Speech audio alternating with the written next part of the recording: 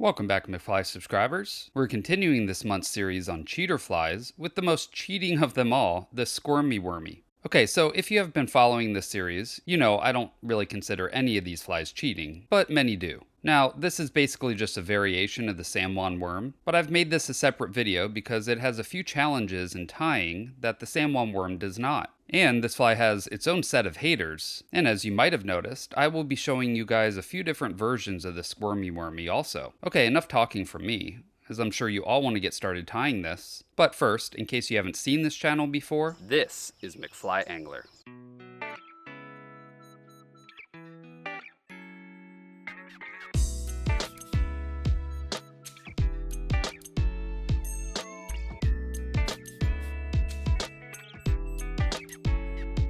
Starts now. Okay, let's start tying. We will start with this version here. Put your hook securely in your vise.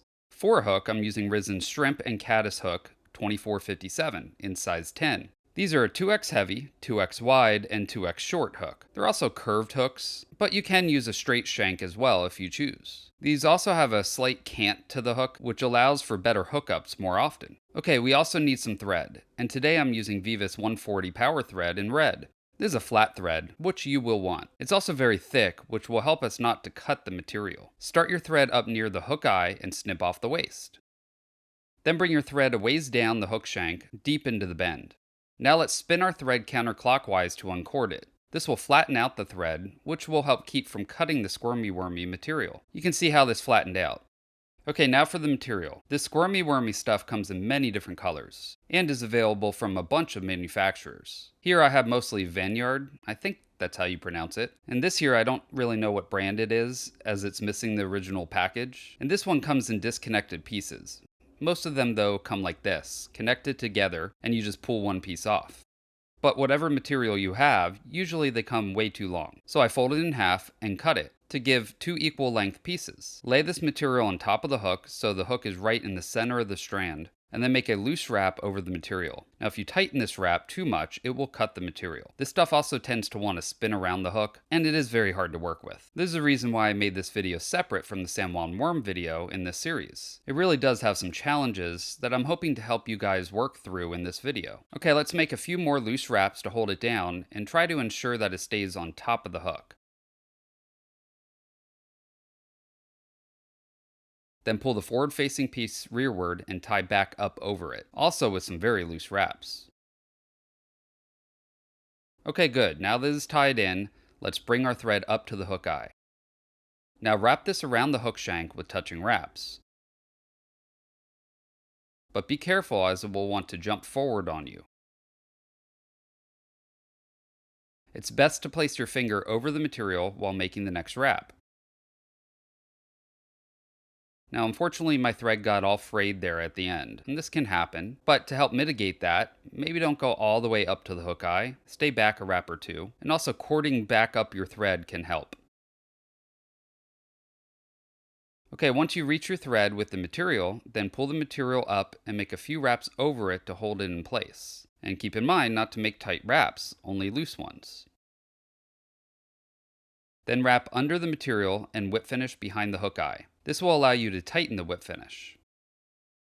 Okay, so one more challenge with this fly is that this material does not like many adhesives. Most head cement and super glue will melt it. I find that this flexible UV resin is the best I've used so far. This is Solarez Flex, and we will want to put a dot on the bodkin to apply. Just wipe a little over the back wraps and also up by the whip finish. And then cure it with your UV light, and the fly is now finished.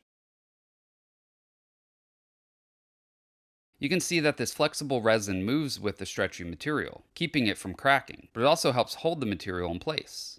Now this material is like the most fish attracting material ever. In fact, that is why so many people hate this fly. Some rivers even ban squirmy wormies because the fish tend to swallow them more often, leading to more fish dying after release. So if you're fishing a river where you can legally harvest fish and plan on harvesting them, then really there isn't many flies out there that will do better than these. However, you can see the challenges in trying to tie them. That material likes to jump off the hook, and is also so easy to cut with your thread, and you gotta be very careful when tying them. These are also not very durable either. One or two fish teeth and that material breaks off. So it can be frustrating at times having to switch these out after almost every fish strike. However, no one can deny its effectiveness in fishing, from trout to bass to sunfish and even carp or catfish. There really is no other fly that has such universal effectiveness regardless of fishing conditions. Now, there is a way to tie these that helps with the ease of tie. So let me show you that now. We're going to start this the same way, but you will want to bring your thread back up close to the hook eye. Now we need some dubbing, and today I'm using this hairline dubbing in red. Any dubbing will do, but I find a finer dubbing works best. We will want a fair amount, but make sure you dub this on very sparsely. Separate a bit out like so, and then dub that on before grabbing more to dub on. This will make a thinner and tighter noodle. Don't just dub a big clump like this. Okay, like I said, dub on a thin and tight noodle, then wrap this noodle down the hook shank until you reach the end of your wraps. Now with the noodle of dubbing still on the thread, wrap over the squirmy wormy a couple times to hold it into place. You can see how the material didn't seem to want to jump off as easily. Now you can still cut it if you tie too tightly, so don't over tighten here, but it is a bit less fragile when using the dubbing method here. Okay, wrap up the squirmy material, but just make sure to keep the material on top of the hook. If you need to add more dubbing, do so. And you want to make sure that you cover the material the best that you can with dubbing.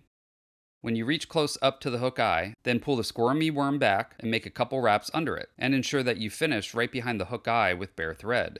Then whip finish the fly and cut off the waist.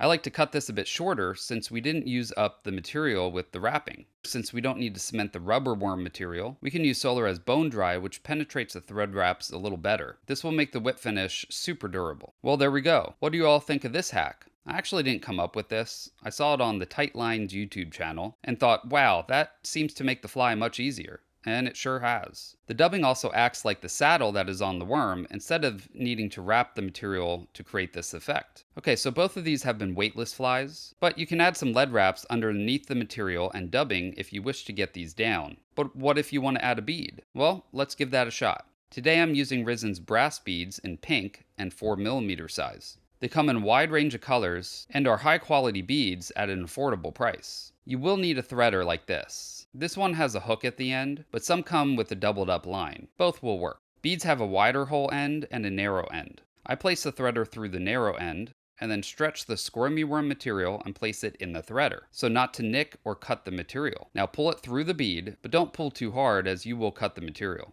When you can get a purchase on it with your fingers, then switch to your fingers and pull the rest of the way through.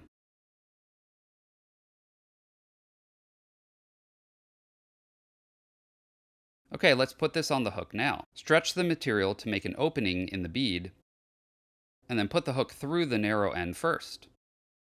There we go, it's on the hook. Now we can place the hook in our vise and start tying. Now this material gets in the way of starting the thread, so I have this bendy tie thing that comes on fly line spools. Wrap this around the legs to help keep them out of the way. Of course, now the bendy tie thing gets in the way, but it's still a little easier. Okay, after starting your thread, you could just tie the material in, or you can use the dubbing trick. And I'm going to use the dubbing. Either way, this isn't the easiest, but once the dubbing is on, I guess it's not that hard.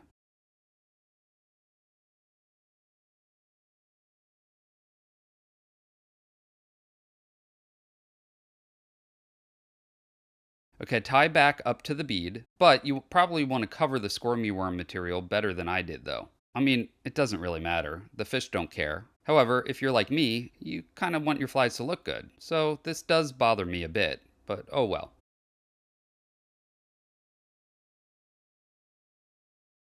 Okay, when you reach the bead, then whip finish the fly, but don't tighten the whip finish too hard.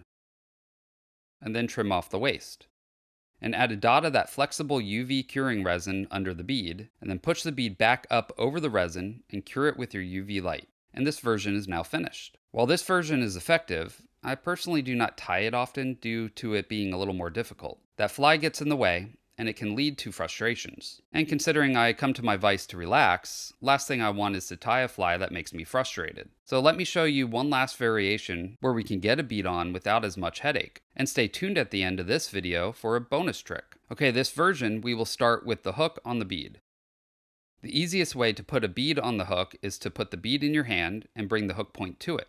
While not necessary, I'm going to be adding some additional weight with this .015 size lead-free wire. I make 5 wraps. You could do more for more weight if you wish, and then push the wraps together and push this up into the bead cavity. This not only adds additional weight, but it stabilizes the bead at the same time. Okay, now let's start our thread behind the lead. And after snipping off the waist, then wrap up over the lead wraps to hold them into place. And then bring your thread down the hook shank and then back up to right behind the bead. Now add some dubbing. Use any type or color you wish, but I'm using black hairline for this. So let's put a dubbing base down, then tie the Squirmy material behind the bead like so.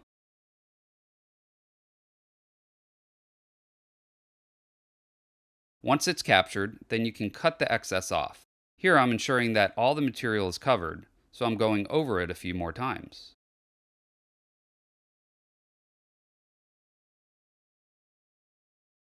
Now whip finish behind the bead, and set the whip finish under the bead like so.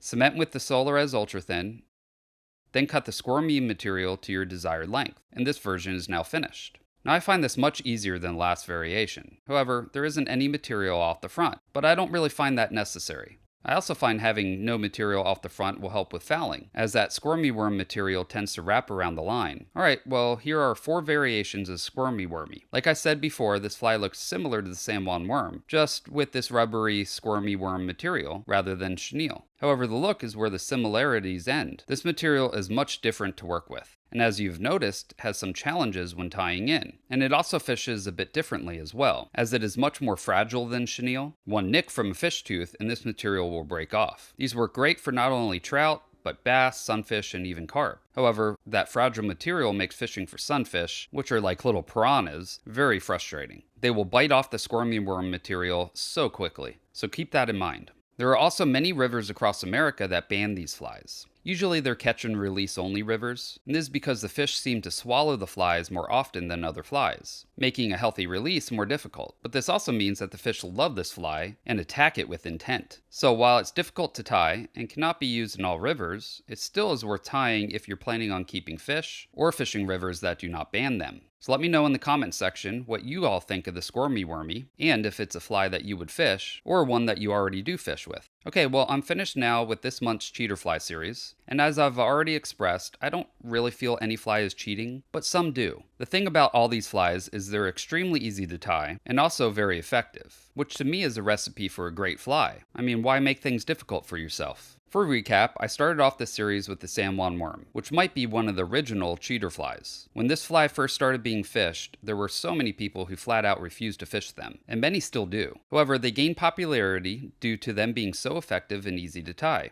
Next, I tied up the egg for you all. These are also very easy to tie and extremely effective, especially during the salmon spawn when trout will focus on eating eggs and ignore practically everything else. Last week I tied up the mop fly for you all, a relatively new style of fly that quickly gained popularity, but also its own set of haters. And of course this week I finished up the series on the squirmy wormy, probably the most hated of all flies. And I would venture to guess it's the most banned fly across America. However, no one can deny its effectiveness in catching fish. I will link to this series playlist at the end of this video and in the description section if you want to watch any of these tutorials. Also check back next week as I plan on starting a new series on medium-sized streamers. And I will start off that series with this deceiver fly, one of the most popular saltwater flies, but also works great for a host of freshwater fish like bass and even predatory trout. So make sure you're subscribed and click the bell notification so you don't miss any future videos like this deceiver fly. Okay, as promised, here's the final hack on tying the beaded version. Let's start by putting down a thread base on the hook, and then whip finish and cut off the remaining thread. Now take the hook out of your vise, and put the squirmy wormy through the bead, and attach the bead onto the hook like we did before. And I'm using the same 4mm bead. Put this back in the vise,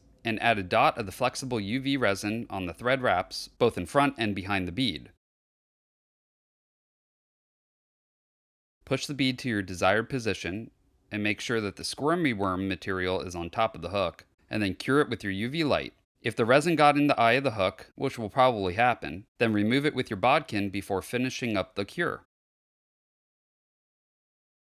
Okay, now let's add a bit more resin around the bead and squirmy material, completely coating it. Then cure it with your UV light while spinning the fly in the vise. This will help keep the material from dripping. Clean out the eye once again, and there we go, the fly is now finished. You can see this resin flexes with the fly, so it will not crack when the fish strike it. Is this version as durable as the tied one? No, I don't think so. But really, none of these squirmy worms are very durable. So I feel if you're going to do the beaded version, this might be the easiest way to tie it. Let me know in the comments section what you all think. By the way, I sell these fly boxes on Amazon with free shipping. They're thin enough to fit in most shirt pockets, or fit multiple in a chest pack, allowing you to organize your boxes by fly type. The silicone back is self-healing, meaning you can poke it with your hooks, and it won't get all messed up like those foam back boxes. It is also waterproof with this rubber gasket around the edge, which means that your flies will stay dry until you fish with them, keeping the flies from rusting. And the pre-made slits hold your flies very tight. These boxes should last you a long time. I will link below to my Amazon storefront if you're interested in picking up these boxes. Also, don't forget to check out my sponsor, Risen Fly. They made the hooks I use today, but they also make some of the best fly rods and reels for the money I have ever used. Best off, they're offering you all a discount. So if you're in the market for a new rod or a bunch of hooks or beads, go to www.risenfly.com and type in McFly at checkout, and they'll give you 15% off of your first order with them. Okay, thank you all so much for watching. If you like this video, please do me a favor and click the like button. Also, if you could share my videos with all your fishing friends, I would really appreciate it. I will see you on the next video. Now you go catch some fish.